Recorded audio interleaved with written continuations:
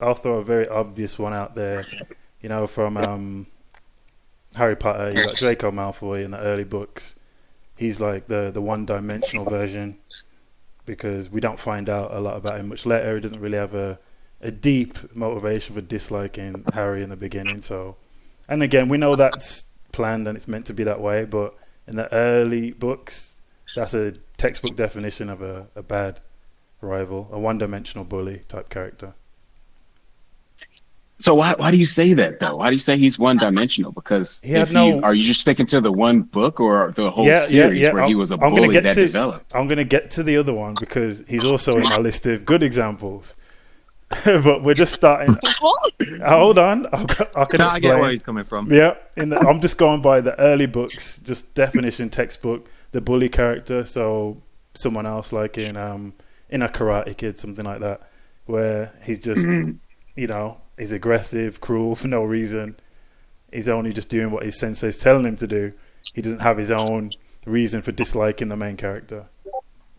What he was taught to do. Well, yeah, that's it. So it's still like a one-dimensional character.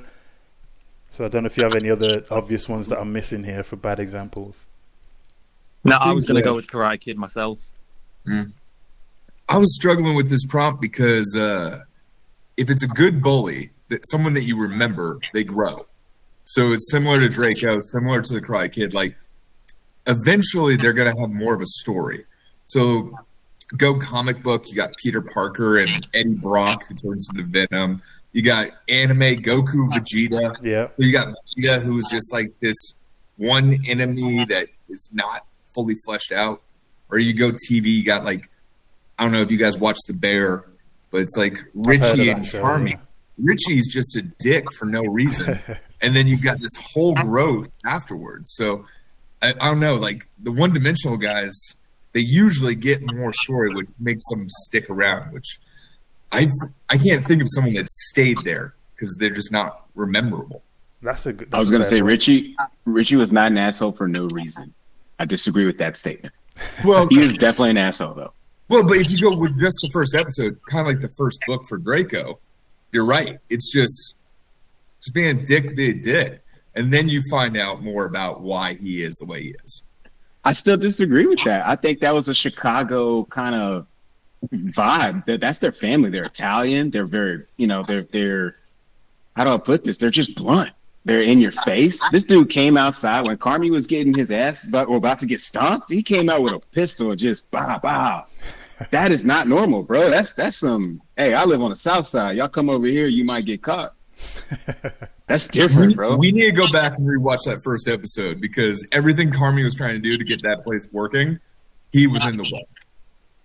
It's vision. It's like you have all these, these kit of parts, and you are the visionary, but the kit of parts don't quite work together. You have to sharpen them up, right, before they start to fit. All right. No, that's a good example. I've got a controversial one in terms of rivals, even though they weren't massively rivals, but for that film they were rivals, which was Captain America and Iron Man having their weird rivalry that they had for like that one film. Yeah. It was literally not even that much of a rivalry. They both were just like, I'm better than you. It wasn't even like a proper deep-rooted rivalry, in my opinion. And you mean in Civil War? Yeah. Civil War. So I think that one, when you unpack that bag, you uncover Robert Downey Jr.'s character, realized why his parents, died. Dude, and now one of your, I would say day ones from the Avengers side, this dude is now acting kind of brand new because now his long lost friend has come into play, the culprit behind everything. Dude, I stand with Robert Downey. You are hold on. Holistically misremembering that movie. Because the beginning of that movie, where did I miss? The reason they were fighting is the whole Genosha Accord. And the reason that happened is because Robert Downey Jr. made Ultron in the second movie. Robert Downey Jr. felt guilty for making something that killed millions of people. And then he goes, okay, we're going to sign this piece of paper that says that we work for the government. And Cap goes, I ain't with it. Oh. It wasn't until the end that you find out that Cap's boy killed Robert Downey Jr.'s parents.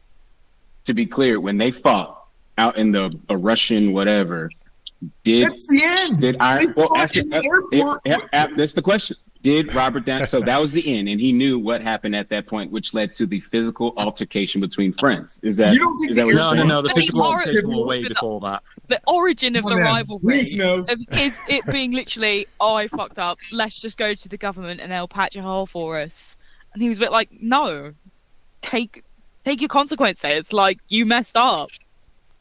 It's Look literally We just just like talked about this. brothers Iron Man's having a at row fault in for that a whole whole movie. film. what you started, Abby. It's always me. We just talked Always about me. this.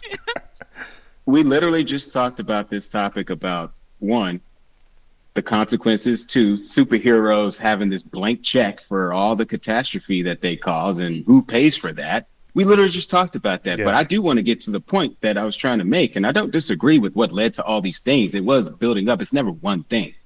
But when it comes to blows, yes, the teams, they got their quick teams together and they blah, da, da, da, da. I'm not even talking about that. I'm talking about the emotional heartstrings that came when these very two specific characters fought. And it had nothing to do with the Accords. It had everything to do with the emotions that you chose him over me. And you're saying that you disagree with me? I dare anyone to come for me on that. I don't disagree with why they fell out like at the end. I just disagree with why they fell out at the start. Talking about I don't care about the start. we're talking about two completely different points in the This movie. doesn't I'm work talking for my about the argument, origin of the so- rivalry, which is why it's bad. The start doesn't work for Mike's argument, so we're only going to focus on the part that does. right, Yeah. right. If you say the start, then we're talking about the 1960 whatever. So how far we want to go back? No, we talked about rivals. And if we're talking about Cap and Iron Man as rivals, what's the topic? What why? And you brought up Civil War specifically. I just said that the catalyst, while it led up to all these things, the catalyst was the emotional part. It was all heart. It was all his feelings were hurt. It had nothing to do about law. It had nothing to do about, the world and how we're going to proceed to protect it. It had everything to do about friendship. Simple. So a bit Complex, but simple. betrayal a little bit in there. Betrayal. That dude was hurt, which is why in Endgame, was it Endgame or Infinity Wars when did they make up? In-game. Endgame. And what was it? It was, we're not talking about it. Time has passed. We, things have happened. We said things. We did things. But everyone loved that those two figures came back together, right? Yeah. That's because they're boys. That was a bromance. Come on now. Abby still disagrees. It's the whole point is they're a completely different level of contrast. Robert Downey Jr. represents modern, and Captain America represents the older times. That's literally the origins of their story, and that's why they clash so much. It's a representation of, some things are the same no matter how far into the future or how far into the past you go. Friendship is the same, love is the same, war is the same. That was the more underlying meaning of their romance per se, was the collection of time and how some things don't change over time. But I can see why you disagree with me, but I still think I'm right, obviously. Fair to say. Well, the cult classic that came to mind for me is in a bit of a different genre, but Mean Girls. If anyone has seen that and remembers Regina George and Katie and their rivalry. And I think what I love about the film, and I know the question was not, great rivalries, but bad rivalries. But this is the one that came to mind. And, I think when you think of rivalries, you don't think of, at least in literature and film, you probably don't think of high school girls. But the way the film portrayed that rivalry, it made just the way that y'all were just talking about Civil War and, superheroes and stuff, it made this high school rivalry feel just as intense and meaningful. And, they did a great job with that one. But wouldn't you argue that's a great example of a rivalry? It is a great example. It is a great example. I went in the opposite direction with that question. All right, so we'll move on to good examples now. You mentioned like Goku, Vegeta. It's even though it's basic, it's kind of like it stood the test of time. It's iconic. To be clear, I think we started with good examples. Am I wrong on that? I think every example that was listed. The mix. Karate Kid. Which was the bad example then? Early Malfoy, early Draco Malfoy. But also he's on the good list, right? Oh yeah. Yeah, but that's later on. Yeah, we'll get to that. You're against you're the picking idea and of choosing starting now. at the start. You like to look at the future. You Yeah. like to look at the end. We're talking about. I like to look at the present. at the origin, the start. You pick the end with Captain America and Iron Man. I'm doing the same with Malfoy. I'm separating them. They're two separate people. The younger and the older. Yeah, he went through a character arc, so there's an argument there. We can give children a pass. I agree. Yeah, he had no reason to hate Harry. I'm sure we'll all agree in the beginning. Yeah. He deserved to get bullied a little. Oh, come on. Controversial opinion. What did he do? No, I actually rocked with Harry. I rocked with Harry. But also with Draco, I think what that was he felt privilege. He is his family's famous, and he also knows Harry is famous. So naturally, he's just like, we should be famous together. And Harry's like, I'm with these guys. These are my friends over here. He's like, why are you hanging out with these scrubs? I'd rather hang out with scrubs. And it's like, I love that he took a stance when he was 11 years old that I know who my real friends are, Yeah. Like, how does an 11-year-old know who their real friends are? Probably because I think, authenticity lives in children. You can't fake it with children, not with other children. You know who's riding with you versus not. Yeah, Well, there's no ego. actually, if we want to talk Harry Potter bullies, bad bullies, and I didn't read the book, so the cousin that was in the house, that's more of a quintessential bad bully than Draco.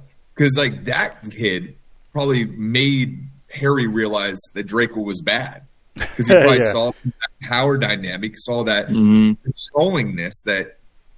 What's the cousin's name? Someone smarter. Dudley. Yes. My man. Like he's the quintessential bully that led Harry to realize, okay, anyone that's like that, I'm out.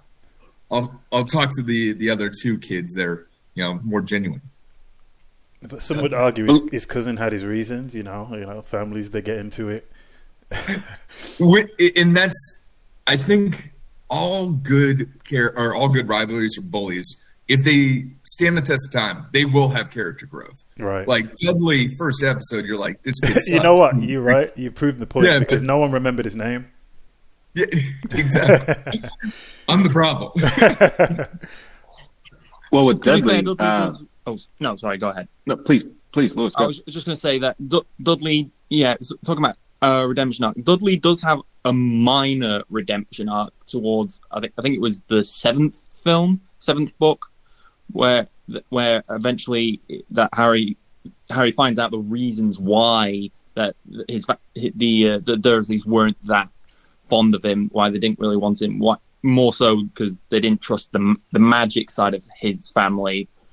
And you get that moment where Harry's like saying he's like a weirdo, and then Dudley, despite his dad's trying to get him to just come along so they can leave, get to safety, he takes that moment to stop. He tells Harry he doesn't think he's a weirdo. They shake hands. So that final reconciliation, even though it's brief, it's satisfying. Yeah, it's powerful. That's actually and Lewis. So I wanted to add to that because if you recall, I think it was the Order of the Phoenix when Dudley saw for the first time, or I don't think he saw, he felt it, right? Because what do you call those soul-sucking? The Dementors. The Dementor. And so he actually felt, what was going on without being able to see it, and Harry saved his ass. That was a moment to me that was just like, I hope that taught you a lesson, dude, because he came with his boys to bully his cousin, and then all of a sudden that happened, and his cousin did what he did. I learned this at school. I protected you. Here we are. And you know what? I'm out of here. I don't want to stay here anymore. So yeah, like that to me, that whole thing changed. Yeah, so that's another example, as you're saying, Joseph. they often end up going onto the other side of the equation, and they become likable. It's quite rare actually that there is a one-dimensional bully all the way through. I wouldn't say likable though. That's a bit strong. Well, isn't it? well, not likable, but redeemed to a certain extent. Redeemable, yeah. Yeah, let's say. And Lewis, you said something that I disagree with about the Dursleys. From the beginning, they kept that kid in the closet. Yeah, that was crazy. And, I know they feared magic, but they feared a toddler. Are you kidding me? This kid was raised under a broom closet or in a broom closet. Yeah, but they treated that like the plague. Like, you've got to remember, for them, magic was like a disease. Yeah. Like, you got magic, stay away from me. Like, they literally treated him like he had the worst. Like, that was the point. He was isolated. He was shunned. Like, it was the best example of, you are small, we don't like you, you deserve nothing. Like, that they can portray in a family home. Like they never had any connection to that side of the family because they genuinely believed it was awful. Like, who would ever want to have magic? Like, stay away from me. So, Abby, let me ask you this. Is Dumbledore a bully? Absolutely. Thank you. Thank you. Speak on it, please. Thank you. You can't just say that without... Who put Harry in that position? Who put Harry in that position? And then McGonagall warned him, hey, these people are terrible. McGonagall said it. I've been watching these people. They're terrible. And Dumbledore did what? No, he'll be safer here. I mean, No I one imagine must there were probably manipulate some legal issues regarding it as well. That had Fair to play enough. a part, yep. For There's, sure. fair enough. There's the legal aspect of it. I mean, I don't know how extensive Harry's family is. Let me be clear. I don't know that. I mean, the one that they probably wanted him to go to was in jail. So yeah, like the backup choices weren't really there. Horizons were short. Yeah, exactly. Slim pickings. But Dumbledore as a bully, that's an interesting statement. Absolutely. I just think Chess player, master manipulator. he was doing it for the greater good, you know? Everyone he believed can- it was greater good.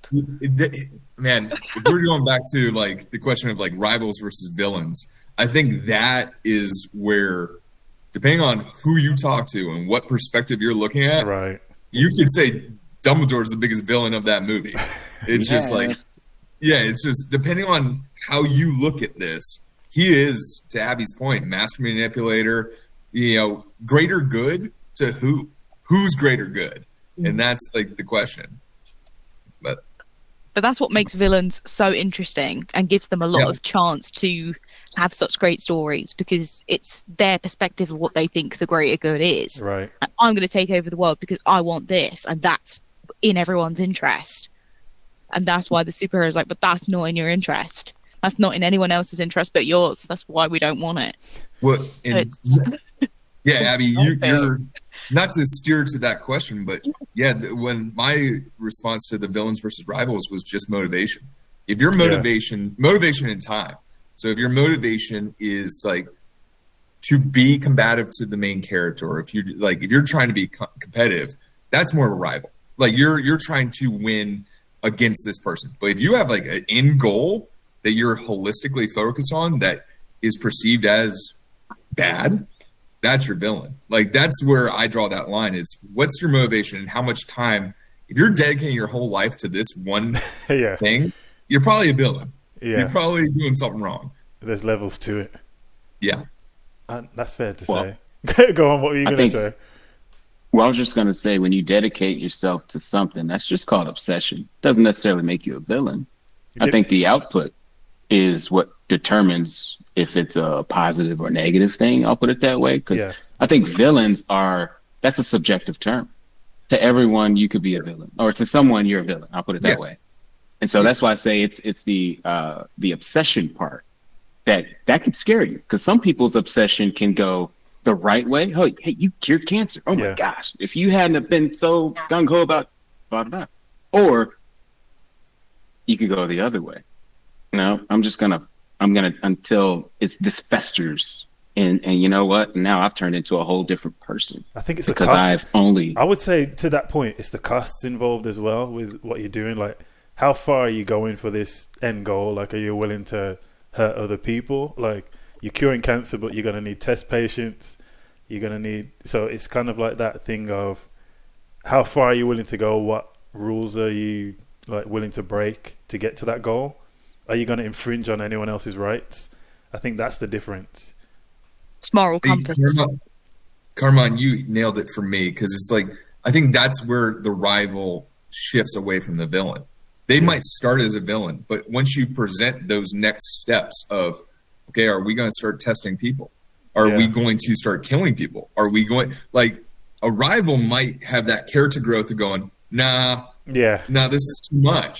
But a villain, that motivation, that single-mindedness, I think they would be more willing to say that the outcome is worth the price. Yeah, it's like you were saying. If they succeed. Well, yeah, and I was just saying on that point, you mentioned Spider-Man earlier. Like, that's the difference between a Flash Thompson and a Eddie Brock, who's actually... He's got the capabilities to do damage, whereas Flash Thompson, he's just like the jock. That kind of... He's the typical jock character. He's not really a threat to anybody, but then you're introduced to these other characters that can harm on a much larger scale. So... Very true. Out of all the ones we've discussed so far, who would you say is the most one-dimensional?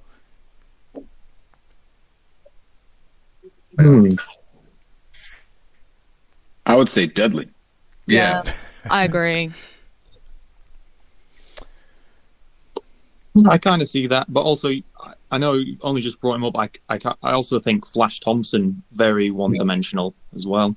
Yeah, single focus, single motivation, just to be an irritant to the main character. I mean, I do really like Ainsley's choice of Regina George, because there was maybe like a little bit of a redemption, but not really. She was a terrible person through and through, just to be. Yeah, I think what was interesting there, though, is that, like, if you remember when Katie kind of becomes villainous a little bit herself. Like, she tries to, like, fatten Regina George up, and she tries to make a boyfriend, and she is, all these things. And she had her, motivations too. But it was interesting how they, pulled a little bit of villain out of the, the hero, I guess. Everyone's a villain. I so agree. I think their plots towards each other is a good example of a rival versus a villain. I felt that Katie was a villain. Like, Regina was more of a rival because she was like, well, I'm skinnier than you, and I'm just going to make your life awkward. It's not that I'm actually making any sort of damage to you. Yeah. Whereas Katie was like, right, I'm going to fatten you up. I'm going to steal your man. Like, she was out to get. She became the villain. Yeah, that's true. Yeah, she became the villain. Yeah. It's kind of like that other. What's that other film with the? I saw it came out around the same time. The cheerleaders. Bring It On. Bring It On. Yeah, that's it. That's similar as well, because everyone was rooting for the team, like the main team, but the perceived villains in that weren't actually the villains. The black team was the villains. Well, that was the villains. That's what was presented, but it's like when you think about it, it's like they kind of deserved. Wasn't the white team stealing from the black team? Well, that was the story, and then they pushed the But again, it depends on. It goes back to what you're saying about a villain. It depends whose lens you're looking through. Mm-hmm. Because as you're watching the film, you're just you're seeing it from the main character's point of view, so you're kind of biased in a way. You can't see the full picture. Right. It took what's her name? Eliza Dushku? Might be pronouncing her last name wrong, but it took her coming into, and this is for Bring It On. It took her coming and her saying, "Hey, I've seen this before." You know what I mean? So it's like that. You parachute into a situation and you call them out, and what happens? Oh, no, we're original. And then you shun the person who calls you out, and then this person has to, I bring receipts. Here you go. And then, you know what I mean? And then now the protagonist, who first is like really ignorant. We talked about that too, right? Yeah. Now the protagonist, the ignorant protagonist, when they're brought information, they have to either, accept it. That was the point I was going to make. Yeah, Because I was going to say that's where you decide, because it could be like, oh yeah, we did a bad thing, we're going to cop to it, we're going to admit what we did. Yep. And then you have a chance to double down, and then that's what makes you a villain. Like, Well, and yeah, to that point, if you look at from the perspective of, and I forget the Toros, because it's Toros in the atmosphere. If you look at it from the perspective of the Toros, Thank you for that. yeah, I got you. Toros saw Kirsten Dunst's character probably as the villain. And at the end of the movie, at least they were rivals. yeah, Because she went from stealing their routines, being the ultimate villain of taking this from us, to, okay, now we're competing on. She had the chance of being the villain. Keep stealing it. But she chose to be the rival. And that, I think that worked out really well. yeah. That's a perfect example of choosing to go one way or the other. Wow. Look at that. We just got that together. Yeah, that only came to my head because of Ainsley's example with the high school thing, and then I was thinking something else similar like that where it's kind of unclear who you're meant to be rooting for in the beginning, because you're watching them do the bad thing, and then, like you said, she makes the right decision in the end, so we kind of forgive it. But it's like in the beginning you were wrong. So, and for the most one-dimensional, we can all agree it's Dudley then, yeah. Yeah. Unless we I want to never bring gave an my external example. Oh boy. Go for it. So, when's the last time you all have seen the movie It? Stephen King's It. Never. A couple of years. Never? Never. I'm not the biggest horror guy. It's not that I don't want to see it, it's just that I've never got around to it. Yeah. Okay, that's all good. It's not your first choice. Like, I wouldn't go to a horror. I'd watch it, but I'm not gonna like pick it if I got a choice. I feel so seen with this group. Mike has made fun of me for years for not liking horror. I don't want that emotion. I don't want to feel scared. But all right, sorry, Mike, keep going. Well, so I'll stick with the original It 1990, but the villain there, well, I guess if not everyone recalls it, but let me quickly do my what the movie is about. So it is a cautionary tale for children, and that one, at this era in time, there are many disappearances, specifically with children. Particularly, this happened in the 80s because that's the writer, Stephen King, writing it. And as I was doing my research, let me fast forward. These children, they encounter a paranormal spirit, if you will, and it lives in the sewers.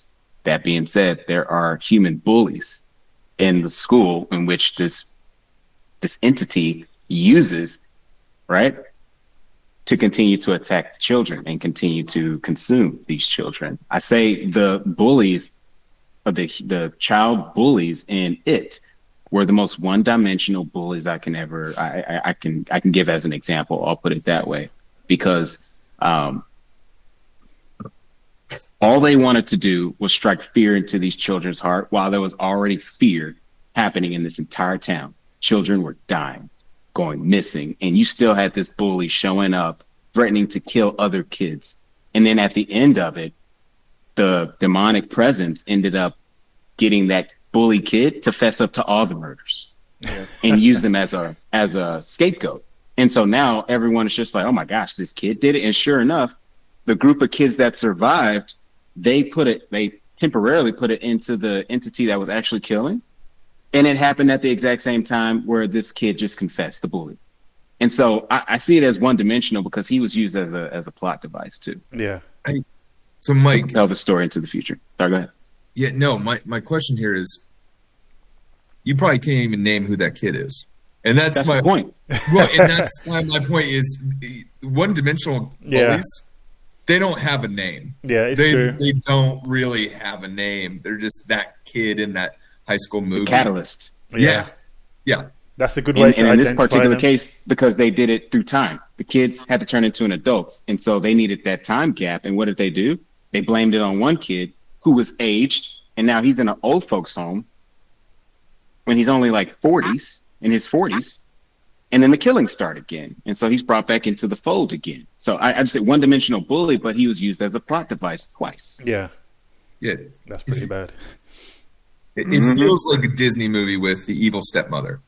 She doesn't have a name. She's just the stepmother. Yeah, that's a good Well, point actually. Evil stepmother. And you're getting onto another good point as well. I mean, how you identify a one-dimensional character that hasn't worked very well. They're not very memorable. Like some of these films are great films, but we can't name the character. We might have seen the film more than twice. We still can't, like you said, with the evil stepmother. I'm not sure what the name is. I think her name is Esmeralda. I might be a liar. No, I I love think that you Esmeralda's are an ugly stepsister. I think Stepsister. the mother was Lady Tremaine. Wow. Wow. Yeah. I don't Look it ever up remember now. knowing Those that. both of you guys. Yeah, like I don't ever remember knowing that as her name. No, but- I think her name is literally just the evil stepmother. That's what I thought. That's one way of branding it. Yeah. Now I'm Yeah. thinking, is that the name? I'm trying to Google it. What film was it? I'm trying to think I now. think- Who was you? 'Cause it was Cinderella. Cinderella. Cinderella. What was the one Rapunzel? I think there was a. Oh. Lady Tremaine. My man, Lewis. Yeah. You.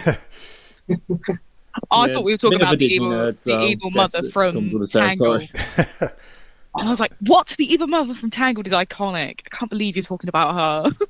Wait, from Tangled. Oh, Yeah, no, that's Mother Gothel. Gothel. Oh wow, you do know? She's so cool. Love her. Lewis, you're on a different level, man. Yeah. Also, we finally got someone on the side Henry of Bowers Disney. was the name of the villain of the bully in It. By the way, age 14 in the movie. Yeah, and then he comes back as an adult. They all do, but yes. That's Is it. the name of the villain important? Like, does it need to sound villainous? Oh man, if we're going down that road, yeah, It can help. I feel like It can help. Vegeta. The whole point is they're not important. So it doesn't matter. well, a bully. I think the name doesn't matter. That's a throwaway character. Yeah. A villain has to have a good name. Like I feel like I you agree want with that. someone that has some staying power. Yeah, it kind of depends on how you're playing your villain, though, isn't it? If you have more, like, the best sort of like comedic relationship of a villain I can think of is like literally Dr. Doofenshmirtz and Perry from Phineas and Ferb. If you guys have seen that, Yeah. it's such a Yeah. British reference, but like he was a villain, but he wasn't really. But he also had his own story and he was funny. Yeah. So although he was a villain, he kind of wasn't at the same time. Like he ended up helping them out while trying to take over the world Yeah. by accident. I think they tried to subvert the trope in that one. Okay, so do you want to finish off before we get into the next question? No. I was gonna go into that because I listened to an interview about how they did the story structure. That show is so interesting. Like Love it. the main two characters are actually not the A story or the B story. They're the consistent.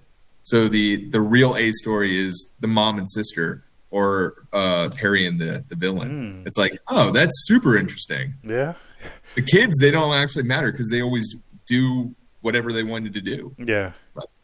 I'm gonna have to go back and watch that now. Actually, that actually sounds They've just interesting. restarted it, I think. Yeah. That's it. That's interesting. But again, with Phineas and Ferb, it's comedic, so they can kind of get away with it by just throwing some humor in there. Because it's like same with the Simpsons as well. Nelson, that character, he's like the main bully. He doesn't change a lot over the course of like 20 seasons, but we know him. We know who he is. That's true. Not until you just reminded me right now. You'd know a picture if I showed you a picture. Of Yes. him, you'd know. Betcha. Very much so. You would I know also exactly heard what you're that. talking about. Yeah, if you heard that laugh, that Yeah. laugh, you would know who it was. But Bart was a bully too. Yeah. He bullied his own Bart's family. more of a prankster than a bully. Okay, fair enough. Splitting hairs there, but yes. No, that's a good topic actually. Like, what was the difference? Because Bart did some terrible things, but Like the phone pranks yeah, like was maybe that's okay. we celebrate that Right? character, but then it's like, where do you draw the He line? did some. He was stealing did some heinous cars. He was stuff to doing his all dad, kinds of though. things. Yeah, exactly.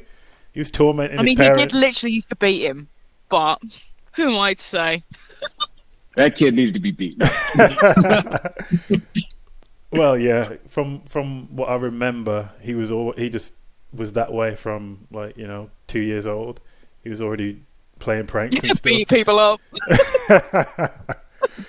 But yeah, That's why they were scared of Harry Potter as a toddler.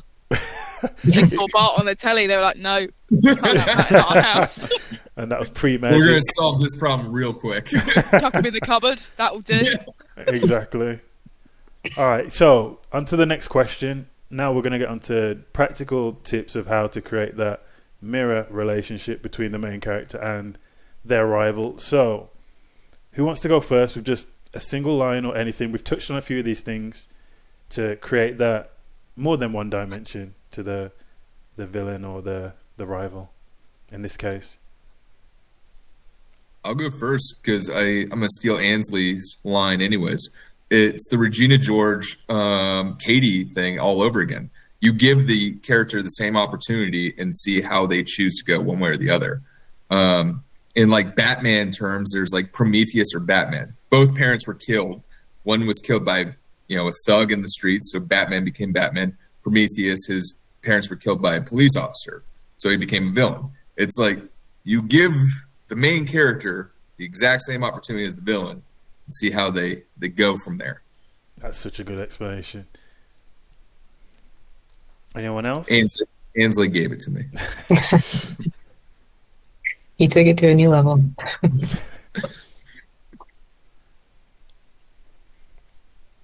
The only real thing I can think of is like a choice, like a moral choice. I Yeah. completely agree with Joseph. Like, I think, if, for example, if it's how you react to the same like academic setting, for example, but it's also family influence and things like that. Like Harry and Draco, they both went Yeah. to the same school, did the same things, but obviously Draco's family had a big influence over him, whereas Harry didn't have that. So they have the same goal, it's just in a different format, which So- is why they are really alike, but they're not at the same time.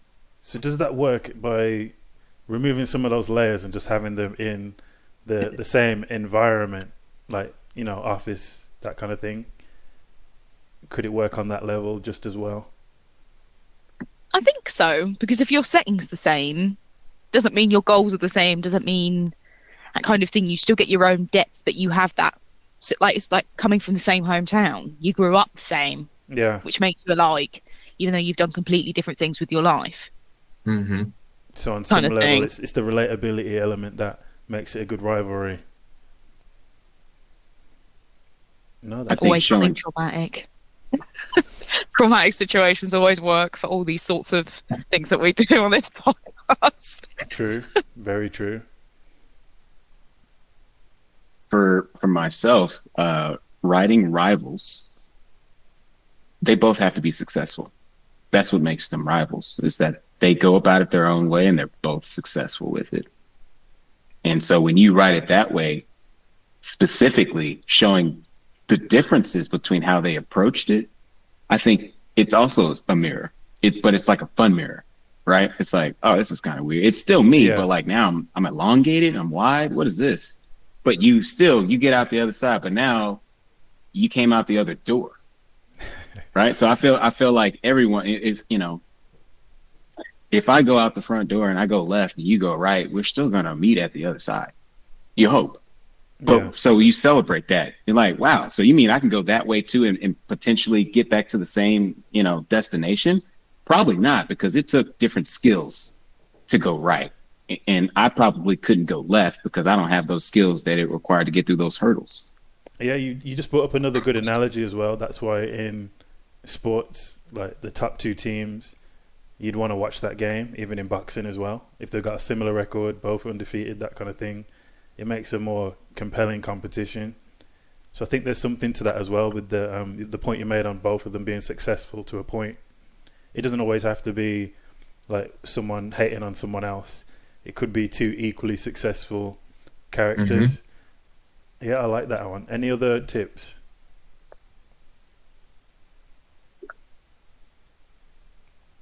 I mean, maybe not a tip, but I do want to share a different type of analogy specifically to billiards, pool playing. And I'll say it this way. When you're playing in a league, the league has rules. You could be, so you're saying you're both really great pool players, but when you go to a competition and now there are rules in place, right? who comes out victorious? The person who follows the rules, or the person who's just naturally gifted at playing pool? And chances are they're both, you know, you in different scenarios, you want to pick one over the other, right? If I'm going to go to a random bar, I want to pull up with the guy that knows how to just get it done. But if you're going to go to Vegas and you're trying to win $1 million, you want to go with the person that knows how to shoot fundamental pool. Yeah. So that contrasting the methods that they use in both characters, that can create a rivalry as well. So yes, so what we're getting at here is different layers and approaches, because we've mentioned competition, we've mentioned them being on an even playing field, having equal opportunities, and then there's the other side of it where one's like much lower, maybe in social standing, and they're just kind of like resentful of the other character. So there's a few different ways. I was gonna say, like, underdog stories. You've also got like status related stories, like one guy that's come from nothing and one guy that's born into a rich family, and they're both trying to do the same thing, and it's all but he had the money. Yeah. He had the status, and it took me so much longer, and I grinded so much harder, and that's why I'm better than him, even though they're both playing at the same level. Yeah. Kind of rivalry. More of a jealousy trope. Yeah, that's rivalry. The one. Okay. I don't know if you guys have seen, I think it's Rocky 3, where he fights the Russians, right? Yeah. It's a silly movie. That's four. Excuse me. It's 4. But like when they show the training, the Russian guy has all the best technology, and Rocky's beating up a tire. To Abby's earlier point with Iron Man, you got the futurist, and then you got Captain America, the classic. And it's just, you got someone that's all brains versus someone that is all heart. So that's where it's like, you can have them meet up, to Mike's point, at a very similar end goal, but the way they got there is completely different. Yeah. So the main thing we're getting at here is creating contrast between the two characters, even if their goals are the same. How are you going to create that contrast in how they go about it? And that's going to naturally create the rivalry. Okay. Anyone else? You got one there, easily? I was going to say, it seems like that contrast has to be a combination of choices, which we've talked about, but then also like just life experience. And I hesitate to bring this up because I don't know, it's such a famous movie and I don't know it that well or remember it that well, but just the rivalry between Killmonger and Black Panther, and that's how a good one. it was such, I feel like Killmonger was just so layered in terms of like how he got to, you know, how he was trying to go after really like a similar goal. Yeah. It's Black Panther in some ways. But it was like both choices that got him there, but then also like just how he, you know, Abby, to your point, like didn't grow up with this like royal family and, you know, all the things. And he changed everything. Killmonger did, that is. Well, technically, Black Panther changed everything, if we're just speaking to the movie, the most recent movie. Yeah. But because of Killmonger, Black Panther changed. Well, and I think that's the biggest point, is that Killmonger got what he wanted. Not the way he wanted, but at the end of the movie, the results spoke for themselves. And Killmonger got Wakanda to open up to the world. So that's a good segue into the next question about, is it more compelling to have a rival that you secretly root for, or like how do you guys look at that? Because it's not often that, well, there are a few obvious things where you root for, because even in Naruto, like a lot of people like Sasuke compared to the main character, but does that take away from the story in any way? I think it kind of depends on how the rival acts. I think I was going to bring it up with the previous one, but I think it works as well here. Yeah. I think it can work if the rival is, in a way, sort of, if the main character is built up by the rival, it's whether the rival builds them up or just pushes them down. Yeah. I think that's what can make the rival compelling. If you're just trying to, you know, belittle, just trying to make them worse off, just trying to put them in a worse position, that's not really compelling. That's kind of just douchebag almost. But whereas if you're pushing someone to be better, like you're wanting to get the best out of someone, like either for their benefit or for your own, that's when a rival becomes compelling. No, that's a really If I good may, answer. so I just wanted to jump in there, Lewis, because you said something that really that spoke to me. I agree with you 100%. By the way, I think if you, I want to use two examples too. My Hero Academia. Specifically, there are rivals, right? When option B doesn't consider option A rival, right? Yeah. And so, and to your point, Lewis, you said if the option B is bringing up option A, then it's compelling. Well, when option B doesn't even consider option A anywhere close to him, that can't hold a light to him, and option A is ignoring that because that means nothing to them, and they built themselves up anyway, or they are built up anyway, I think that's also compelling. But I go back to when I say I agree with you, because in this particular scenario, in the example in My Hero Academia, what was his name? Bakugo and Midoriya. In that sense, obviously you see them as rivals, but Bakugo does not see Midoriya as a rival. Yeah. He's not at first. It isn't until Midoriya he just keeps pushing his limits. Yeah. Right? And he's killing himself, literally killing himself doing it. Mm-hmm. Without any look backwards. He could care less about any of the other students in his class as it pertains to whether he's keeping up with them at that level. And I think that's compelling. It's authentic. It's pure. He's just like, hey, look, this is what I've been, this is the gift that I've been given, and I have to exceed or I have to succeed. Well, that makes a lot of sense because again, it's the contrast and it's the mirror example, because it's Bakugo's he's insecure, so that's why he's feeling that way, because he's like, why am I not responding the same way to danger as he is? And he's got no abilities in the beginning anyway. Mm-hmm. So I think that's a really good example. I think that's the perfect example of an author or a animator, whatever story you're trying to tell. Your job is not to tell the reader or the person consuming it who to care about, because everyone's going to find someone else that they identify with, and it might be the main character, or it might be the eighth character in that has a much smaller part, but you just find yourself there.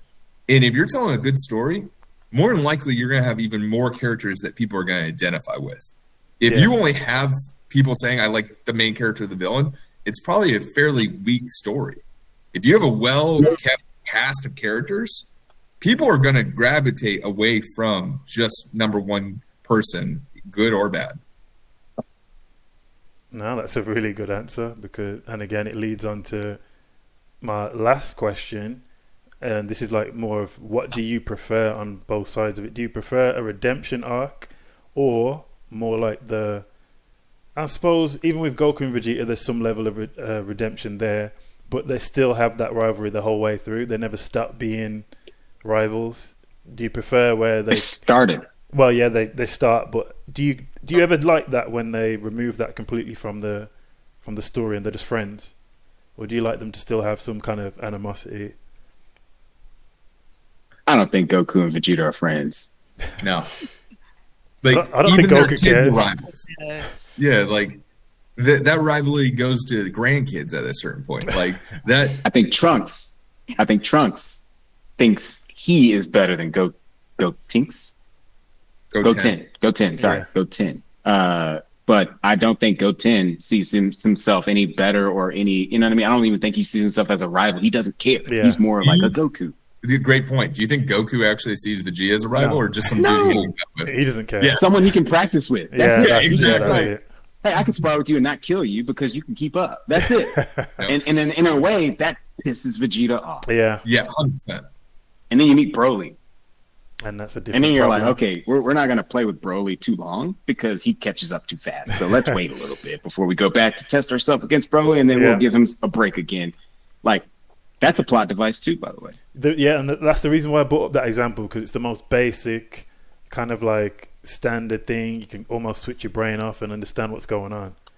But it's just it's so effectively used in which is why it's got the longevity it's got as well. I think any good. So if they move past from being a villain to a rival, because I think most villain or rivals might start as the villain. Yeah. You move, and as choices go along, it moves from a villain to a rival. If you take that and they just become friends, arguably, with not pushing each other, I think the friendship becomes boring. Like, you need someone in your life. All of our friends, one way or the other, are pushing us to do something with our lives. Yeah. And they're helping us motivate ourselves to keep going. That's what good friendships are. So I think if they just fall off, then that character almost dies, in my opinion. It's not a true death. It's just a death of their narrative. Yeah, that's fair to say. Are you relating friendships to rivals? Stop. Yeah, I'm on the same wavelength as you, Joseph. I think you can go from rivals to friends, but there's still that competitive nature. Like, I think Kaiju number 8 as an anime is a great example of people that have always been close friends at the start but are each other's rivals. Yeah. And like Attack on Titan, Yeah, they were always part of the same squadron, but they were each other's rivals. I want to kill the most. I want to have the highest percentage. That sort of, I like that as a level of camaraderie, and I also like that like playful banter and the I'm better than you anyway, but not actually meaning it kind of level of competitiveness. You're all striving to be better people rather than I'm just better than you kind of thing. And that could look so many different ways. You know, something as simple as like checking in on someone and just being like a friend that goes, hey, I've noticed you've been acting differently, and pressing them to maybe take care of themselves. Things like that. It's maybe not considered a rivalry, but it's still pushing your part or your friend in that way. And I don't know. It's supportive. It's different. I suppose that's the difference. It's the intent behind it. If it's done in a malicious way, because it's like you can give advice, but you can kind of be like getting at the person in a way where it's not comfortable for them, or it doesn't feel supportive. It's not received in that way. So I think that as well can blur the lines with the rivalry. Well, also, like I said, you know, some people need to go right, some people need to go left. So when the person on the right is trying to coach the person on the left is like, that doesn't work for me. Yeah. And the person on the right doesn't get it. You see what I'm saying? It's like, because romance it's like, rivals. It's like have an Iron Man. Well, and to that point, there's a part of me that's like, there's some really good stories out there. Let's just start with Captain America and Iron Man. They hated each other in the first Avengers. They grew to be friends, and they grew to be rivals, and then they got to a point where they were each other's villain again. Yeah. So it's like they've gone from villain to rival to villain again, and I think you are allowed to keep doing that in these stories, where if there's a compelling reason that your characters shift and they have completely different mentalities, you can go from rival to villain after already doing the other way. That's interesting. I don't disagree with what you said. I disagree with the example you used, because I don't believe Cap and Iron Man start off as villains, or even, you know, I think they start off as, hey, I don't know you, you don't know me. We were put on this team together. We were told to research each other and to work together. Mm-hmm. Now it's just us measuring each other up. That's new to any relationship. That's what happens. You measure each other up. Okay, I don't think that's a villain. I don't want to open another can of worms, but what about Professor X and Magneto? That's more of a... Sure. Yeah, that's a rival right there. Well, but talk about the biggest villain to the X-Men for years, and then became the leader of the X-Men, and then became, you know, like that. Talk about a character that has blurred that line of good and evil 1,000 different times over and over again. But and you see, that's what makes him a good villain, though. You see exactly why his motivation is the way it is. Mm-hmm. And frankly, I think it was like 2 questions ago of, was it, you know, how do you show that you're mirrors of each other without doing it? They both have the same goal. It's peace. Just one's willing to kill a lot of people to get to that peace. So, well, they did say it was the Martin Luther King versus Malcolm X argument. Yep. Apparently that's who they were based on. Fun fact. Well, so to that. Well, I don't want to step on that one, but I'll specifically stick to Magneto and Professor X, in that I don't believe that they saw either side of themselves as the villain. No. I think the teams did, right? Their teams saw the other sides as the villains, but Magneto and Professor X, they're friends. And they're trying to persuade each other to each other's side. You know what? No, It's a That's tough. literally what it is. They started off Yeah. as friends. villains. Do you agree with that, Lewis? I think I see where it's coming from. So I think especially in I forget, is it First Class, the first one with James McAvoy? Where they're back. Okay, yeah. Yeah, I think that one you really see it because of how they're both working together to try and stop him until you see the way that Magneto he puts on the helmet to block Charles out, and he takes things into his own hands. He kills, I don't know the other guy's name, but yeah, that's where it becomes friends to not even really just villains, but to friends to rivals, which is on a moral scale. Yeah. Because Charles Even in always the 2000 version. he tries to talk him down every time. Like, he's always hesitant to do what needs to be done because he kind of understands it on some level. So that's what it makes that dynamic quite interesting, actually. I was going to say, even the 2000 version, you see them playing chess together in a prison. Yeah. They're friends. Friends can be rivals. They're Just also you trying to I win the agree. same trophy doesn't mean you can't like each other. also they're not playing chess when one's not in prison. Like, that's just a buddy going to visit his incarcerated homie, Mike. Like, they're not calling each other Fair on to the say. weekend when they're both out. Fair to say. It's just, Yeah. oh, you're here. I don't mind you. Yeah, Yeah, Let's it's, hang out. it's more of a Magneto's not tolerance. coming to the campus. Like, No. that's He's not allowed. Yeah, Yeah, Abby, exactly. Abby, you brought up a good point there. It's more of a tolerance than a friendship or any kind of. They tolerate each other because he never goes too far on Charles, and Charles doesn't go too far on him either. They always give each other that kind of leeway. That's one thing I've noticed about that dynamic, but that's such a good example. God. There was a. Did you guys ever watch that movie about Apple? With it's about what's the founder of Apple? I'm blanking on his name right now. Steve Jobs. Yeah, Jobs and Wozniak, where they kind of at the end of it, it was Seth Rogen was playing Wozniak in this version that I saw, Oh, I've not seen that. and it was just so clear that I forget the actor's name that's playing Jobs, but he goes, "You get a pass. You always get a pass," and it's just Fassbender, like, Michael Fassbender. my man. Yeah, so Michael Fassbender goes, "You will always get a pass," and it's just like you can tell that that's not what he wanted. Yeah. Like he's trying to change his friend, and his friend is just that I guess that's the rivalry where they're like, yeah, you get a pass, but I don't agree with you. Yeah, and that's another interesting way of like presenting that whole trope of the rival situation. Any other tips? That was the last question. Authenticity. Again, I think, Joe, you brought it up.